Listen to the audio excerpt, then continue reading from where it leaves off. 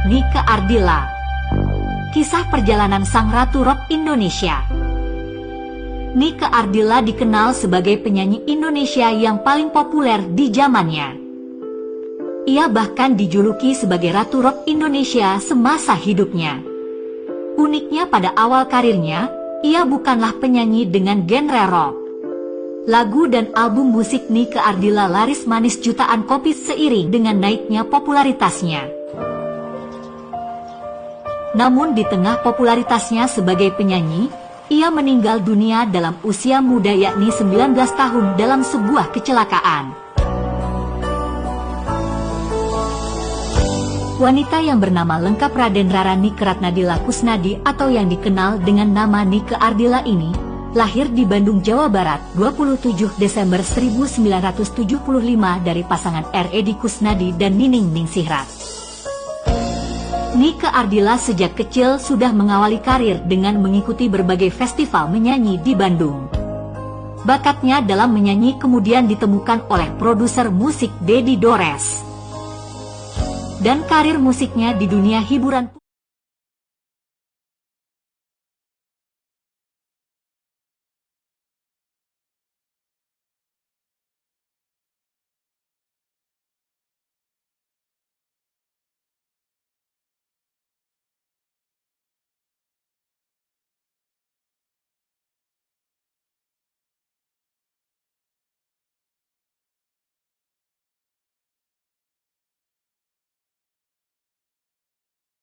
untuk album pertama Nike yang bertajuk Seberkas Sinar yang terjual lebih dari 500.000 kopi. Sebelumnya Dedi Dores juga sempat menyatukan Nike dengan dua anak didik Dedi dan Denny bernama Denny Angels bersama Cut Irna dan Lady Afisha.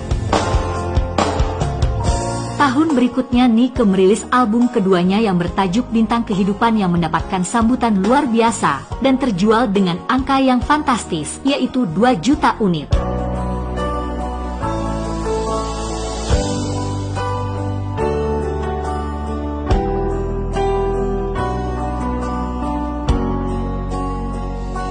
Selanjutnya Nike merilis album-album yang menjadi bestseller. Album rekaman terakhir Nike Ardilla di saat hidupnya yang berjudul Sandiwara Cinta juga terjual sampai menembus angka 3 juta kopi dan 5 juta kopi. Karir Nike Ardilla dalam dunia seni peran juga berjalan mulus. Tahun 1987 Nike bermain film Kasmaran yang dibintangi oleh Ida Iyasya dan Slamet Raharjo. Dan juga Nike menjadi pemeran utama di film Ricky Nakalnya Anak Muda bersama almarhum Rian Hidayat pada tahun 1990. Ia terus melahirkan film-film box office sepanjang periode akhir 80-an dan awal 90-an. Ia juga sukses dalam beberapa sinetron. Selain sebagai penyanyi dan bintang film, Nike Ardilla juga mengawali karirnya sebagai seorang model. Terbukti dengan menjadi pemenang favorit pada ajang Gadis Sampul pada tahun 1990. Semenjak album perdana dirilis di penghujung tahun 1989, nama Nike Ardilla sudah masuk ke jajaran artis papan atas dan diperhitungkan. Denny Sabri Management memang mempersiapkan Nike Ardilla untuk menjadi artis multitalenta.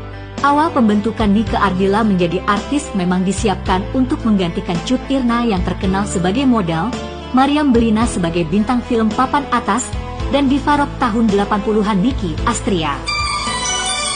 Menurut Denny, Nike adalah perpaduan dari Nicky Astria, Mariam Belina dan Cut Irna.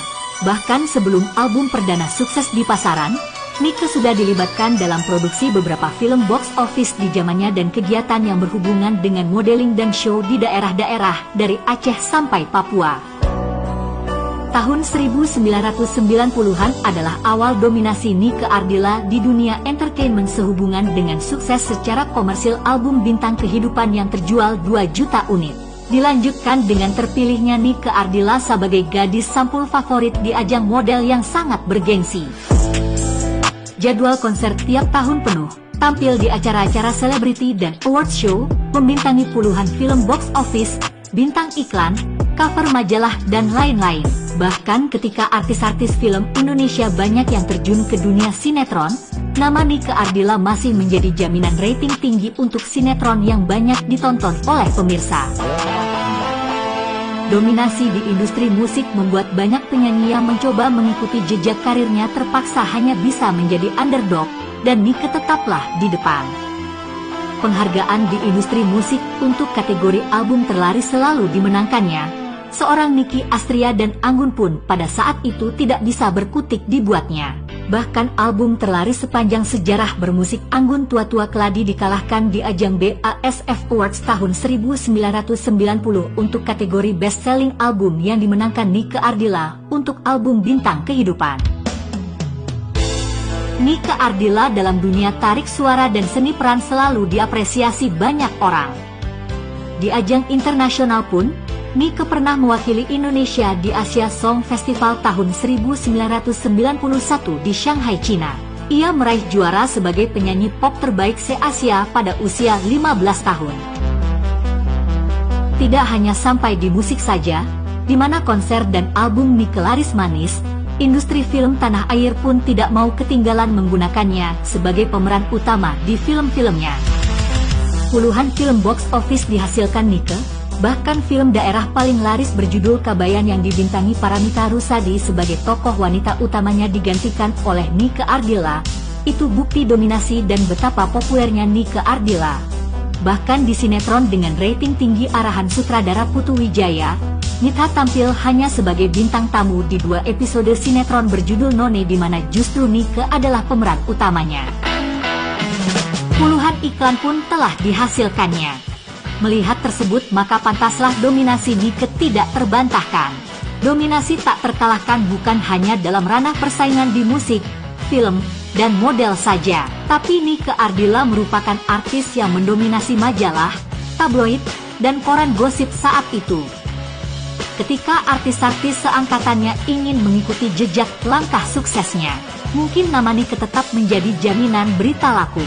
Apa yang Nike dan tidak Nike lakukan selalu diberitakan, dari gosip bohong soal narkoba sampai lesbian menjadi headline.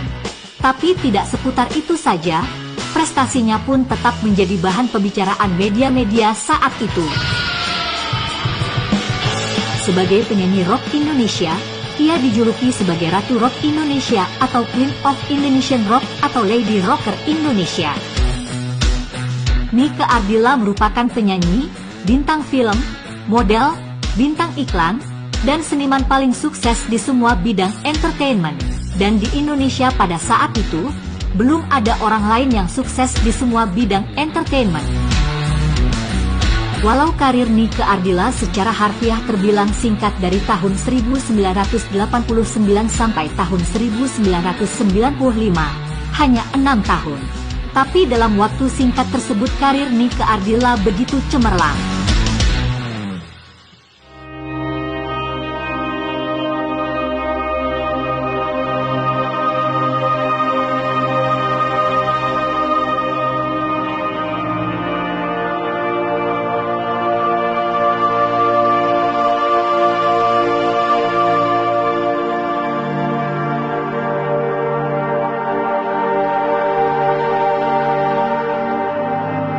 Pada tanggal 19 Maret 1995, kurang lebih pukul 6:15 pagi, Nike Ardilla tewas dalam sebuah kecelakaan tunggal.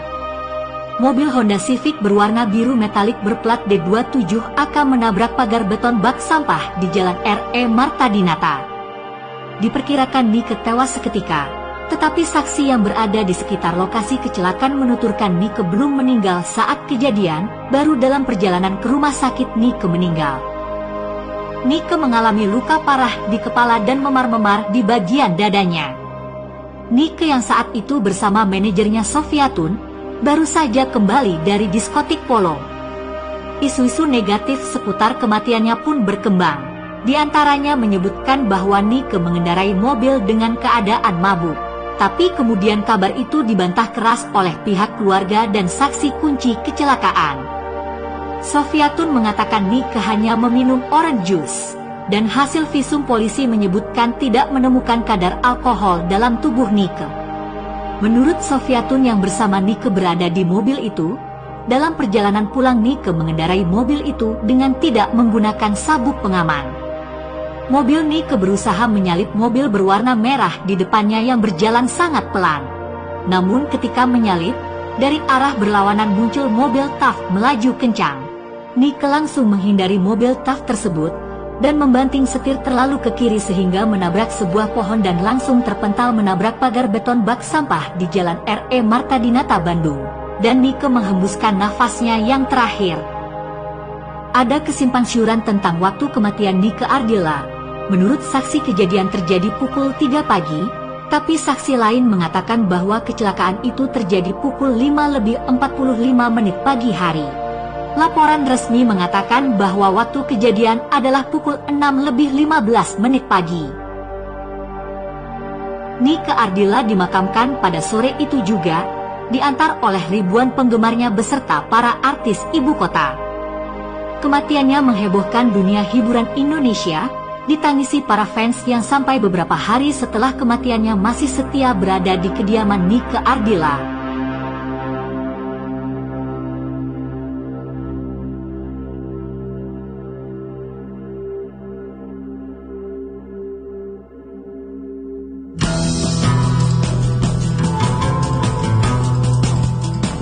Tak lama setelah meninggalnya, nama Nike Ardilla justru menjulang. Publik masih terus membicarakan Nike Ardilla. Majalah Asia Week menafsirkan Nike dalam sebuah kalimat satir, "In Death She Shone," atau dalam kematian dia bersinar. Setiap tahunnya ribuan penggemar yang tergabung dalam Nike Ardilla Fans Club melakukan ritual khusus pada tanggal 19 Maret dan 27 Desember. Yaitu berziarah ke makam dan mengadakan acara mengenang Nike seperti memutarkan film-film Nike dan menyanyikan lagu-lagu Nike Ardilla di Bandung, tempat kelahiran dan tempat berpulangnya Nike. Sebuah museum juga didirikan di Jalan Soekarno-Hatta, Bandung. Semua barang-barang Nike Ardilla tersimpan di sana, seperti pakaian yang dikenakannya saat kejadian dan replika kamarnya. Selain itu, hampir semua album rekaman lagu-lagu Nike Ardilla berhasil memperoleh penghargaan, terutama dari segi penjualan. Dalam rentang waktu yang relatif pendek, dia berhasil mengembangkan demikian jauh popularitas dan fanatisme penggemarnya bahkan melampaui apa yang diperoleh penyanyi terkenal yang sudah berkiprah puluhan tahun di dunianya. Bahkan di Sulawesi Barat terdapat sebuah rumah makan dengan nama Rumah Makan Nike Ardilla yang berlokasi di Wonomulyo, Polewali Mandar. Dan setiap harinya, rumah makan tersebut memutarkan lagu-lagu Nike. Di luar kesuksesannya di dunia entertainment, sosok Nike Ardilla ternyata sudah menginspirasi sejak muda. Di umurnya yang masih remaja, Nike sudah membantu pembangunan sekolah luar biasa di Bandung. Awalnya sekolah itu berdiri di pinggir Jalan Soekarno-Hatta, Bandung. Lalu Nike membantu membeli tanah yang berlokasi di Jalan Cipamokolan, Rancasari, Kota Bandung. Sekolah itu akhirnya dinamai SLBBC Nike Ardilla. Dan sampai sekarang, sekolah itu banyak membantu anak berkebutuhan khusus untuk mengenyam pendidikan.